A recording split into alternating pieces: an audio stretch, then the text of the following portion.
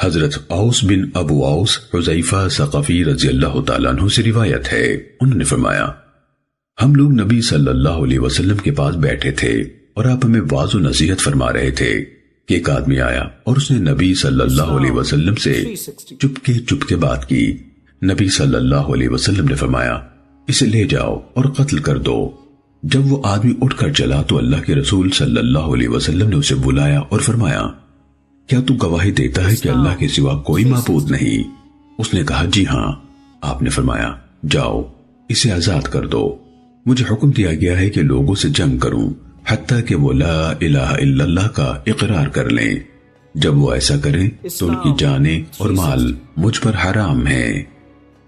سنن ابن ماجہ حدیث نمبر 3929۔ حضرت عمران بن حسین رضی اللہ تعالیٰ عنہ سے روایت ہے، انہوں نے فرمایا نافع بن ازرق اور اس کے ساتھی آئے، انہوں نے کہا عمران آپ ہلاک ہو گئے۔ انہوں نے فرمایا میں ہلاک نہیں ہوا۔ انہوں نے کہا کیوں نہیں؟ آپ ضرور تباہ ہو گئے ہیں۔ عمران رضی اللہ تعالیٰ عنہ نے فرمایا میں کیسے ہلاک ہو گیا؟ ان لوگوں نے کہا کہ اللہ تعالیٰ نے فرمایا وَقَاتِلُوهُمْ حَتَّى لَا تَكُونَ فِتْنَةٌ وَيَكُونَ الدِّينُ كُلُّهُ لِلَّهِ، ان سے جنگ کرو حتیٰ کہ فتنہ باقی نہ رہے اور مکمل طور پر اللہ کا دین غالب ہو جائے۔ انہوں نے فرمایا ہم نے ان کفار سے جنگ کی حتیٰ کہ انہیں ملک عرب سے نکال دیا اور اللہ کا دین مکمل طور پر غالب ہو گیا۔ اگر تم چاہو تو تم ایک حدیث سناؤں جو میں نے رسول اللہ صلی اللہ علیہ وسلم سے سنی ہے۔ انہوں نے کہا آپ نے خود رسول اللہ صلی اللہ علیہ وسلم سے سنی ہے؟ فرمایا ہاں، میں رسول اللہ صلی اللہ علیہ وسلم کے پاس موجود تھا جب آپ نے یہ فرمایا۔ رسول اللہ صلی اللہ علیہ وسلم نے مشرکین سے جنگ کرنے کے لیے مسلمانوں کا ایک لشکر روانہ فرمایا۔ جب ان مسلمانوں کا ان مشرکوں سے سامنا ہوا تو ان سے شدید جنگ ہوئی، آخر وہ لوگ مسلمانوں سے مغلوب ہو گئے۔ میرے رشتہ داروں میں سے ایک آدمی نے ایک مشرک پر نیزے سے حملہ کیا۔ جب وہ اس کے سر پر پہنچ گیا تو دشمن فوج کے اس شخص نے کہا میں گواہی دیتا ہوں کہ اللہ کے سوا کوئی معبود نہیں، میں مسلمان ہوں۔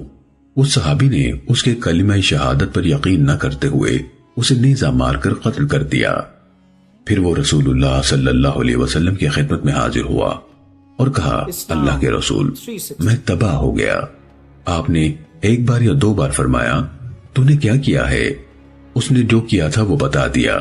رسول اللہ صلی اللہ علیہ وسلم نے اس سے فرمایا تو نے اس کا پیٹ کیوں نہ چیر لیا کہ تجھے معلوم ہو جاتا کہ اس کے دل میں کیا ہے؟ اس نے کہا اللہ کے رسول اگر میں اس کا پیٹ چیرتا تو کیا مجھے معلوم ہو جاتا کہ اس کے دل میں کیا ہے؟ آپ نے فرمایا پھر تو نے نہ تو اس کی زبان کے الفاظ کو قبول کیا نہ تو اس کے دل کی کیفیت سے واقف ہے۔ راوی بیان کرتے ہیں کہ رسول اللہ صلی اللہ علیہ وسلم خاموش ہو گئے، یعنی اس کا عذر قبول نہیں فرمایا۔ کچھ عرصے بعد وہ فوت ہو گیا، ہم نے اسے دفن کیا۔ صبح ہوئی تو وہ زمین کی سطح پر تھا۔ لوگوں نے کہا شاید کسی دشمن نے اسے قبر سے کھود نکالا ہے۔ پھر ہم نے اسے دفن کیا اور اپنے لڑکوں کو حکم دیا کہ اس کا پہرا دیں۔ اس کے باوجود وہ یعنی اس کی لاش صبح کو قبر سے باہر زمین پر پڑی تھی۔ ہم نے کہا شاید لڑکوں کو اونگ آ گئی، ان کی غفلت سے فائدہ اٹھا کر کسی نے میت نکال لی۔ ہم نے اسے پھر دفن کیا اور خود پہرا دیا۔ اس کے باوجود صبح کو اس کی لاش قبر سے باہر زمین پر تھی، چنانچہ ہم نے اسے کسی گھاٹی میں پھینک دیا اور دفن نہ کیا۔ سنن ابن ماجہ حدیث نمبر 3930۔